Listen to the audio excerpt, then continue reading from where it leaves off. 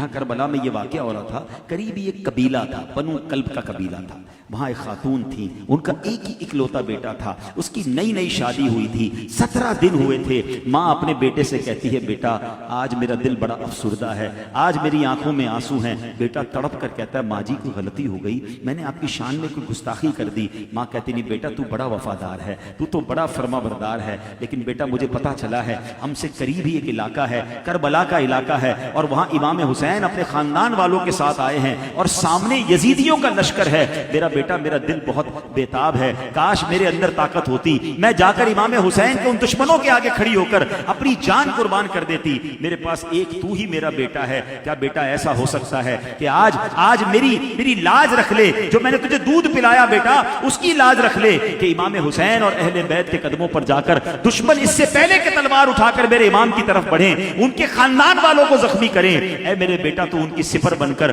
اپنے لیے اپنا سینہ پیش کر دے، اپنی جان ان کے قدموں پہ قربان کر دے۔ اللہ اکبر! جب ماں سے اہل بیت کی محبت کا ایسا پیغام اور ایسا درس ملتا ہے، اس دولہے کا نام تھا حضرت وہب رحمت اللہ تعالی علیہ۔ 17 دن ہوئے ہیں شادی کو، کہتا ہے ماں جی بالکل ٹھیک ہے، آپ نے کہہ دیا میں اہل بیت پر جان قربان کرنے کے لیے تیار ہوں، مگر مجھے تھوڑی سی اجازت دیجیے، میں اپنی بیوی کے پاس، ابھی نئی نئی شادی ہوئی ہے، اس نے میرے ساتھ امیدوں کے بندھن باندھے ہیں، اس کی بڑی تمنائیں میرے ساتھ ہیں،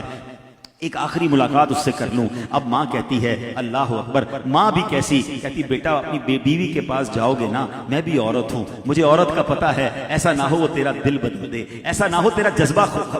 ڈائیورٹ کر دے اور اتنی بڑی قربانی سے تو بچ جائے۔ وہ کہتا ہے ماں ایسا مت سوچنا، جب آپ نے مجھے دودھ پلایا ہے، آپ نے اہل بیت کی محبت میری گٹی میں ڈالی ہے، اب آپ نے کہا تو میں نے فیصلہ کر لیا ہے، اب یہ سر کٹے گا تو امام حسین کے قدموں میں جا کر کٹے گا، بس مجھے ایک آخری ملاقات کرنے دو۔ اپنی بیوی کے پاس آتے ہیں، اپنا پلان بتاتے ہیں کہ قریب ہی ایک گاؤں میں امام حسین آئے ہیں، ہاں نبی پاک کے نواسے آئے ہیں، اپنے ساتھیوں کے ساتھ آئے ہیں، سامنے لشکر جرار ہے، تلواریں لے کر پیاسے حسینیوں کے گلے کاٹنے آئے ہیں، بس میں نے پلان کر لیا ہے کہ میں ان کی مدد کو جا رہا ہوں، ہو سکتا ہے اب ہماری ملاقات نہ ہو، اب محشر کے دن ملاقات ہوگی۔ اللہ اکبر! وہ زوجہ بھی کیسی ہے، 17 دن کی نئی نویلی دلہن ہے، کہتی میرے سرتاج اگر آپ نے فیصلہ کر ہی لیا ہے تو عمل کیجئے، بس ایک وعدہ کیجئے،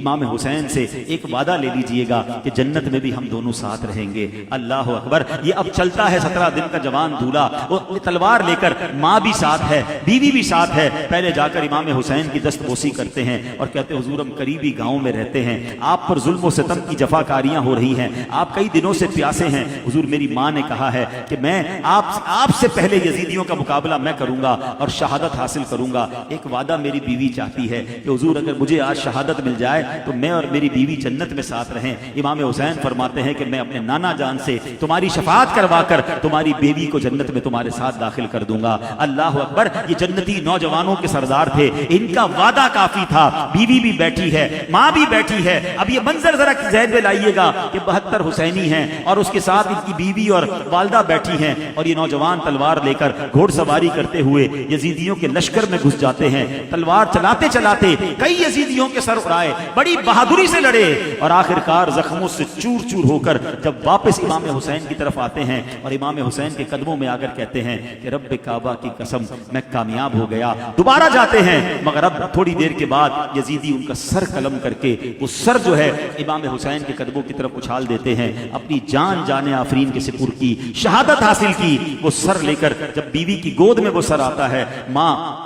چہرے سے مٹی کو صاف کرتی ہے اور بیوی اس سر پر سر رکھ کر رونا شروع کرتی ہے، اور آخرکار دیکھتے ہی دیکھتے اس کی بیوی کی روح بھی گود میں اپنے شوہر کے سر کو رکھ کے پرواز کر جاتی ہے۔ اللہ کریم ان کی شہادت کو قبول فرمائے، ان قربانیوں کو قبول فرمائے، اور یہ باتیں ہمیں بتاتی ہیں کہ محبت کی، کہتے ہیں نا کہ ہر طریقے کے لوگ ہوتے ہیں، اس زمانے میں جان لٹانے والے بھی تھے، جان لینے والے بھی تھے، سب کچھ قربان کرنے والے بھی تھے۔